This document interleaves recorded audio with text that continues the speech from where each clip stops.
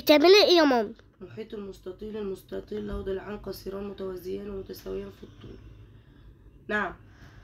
انت بتعملي ايه ده؟ انا هعمل ايه؟ بذاكر. بتذاكري؟ ايوه بذاكر.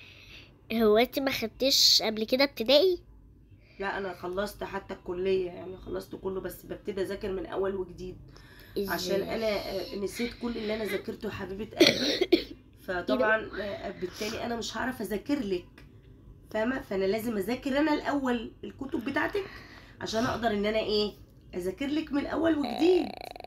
ودلوقتي كمان بقت العمليه سهله، يعني بقينا في الموبايل لو انا مثلا مش عارفه مثلا حاجه معينه، او انت مش عارفه حاجه معينه، بنعرف نعيدها من الموبايل، اليوتيوب، من اي موقع، نقدر نذاكر ونقدر نبقى كويسين على فكره، مش شرط الدروس كويسين؟ بس. ايوه. يا خرابي يا خرابك ليه؟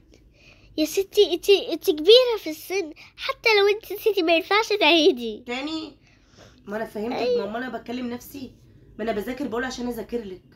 يلا يا قمر عشان اخلص الكتاب وبعد كده ابتدي بقى اذاكرهولك في يوم واحد. ماشي، ربنا يعينك بس. في يوم واحد اذاكرهولك في يوم واحد. ماشي، ربنا يعينك بس ايه، ما تجيبليش تعب في دماغي. باي ماشي، احلى حاجه انك مش مركزه معايا. باي باي باي. باي.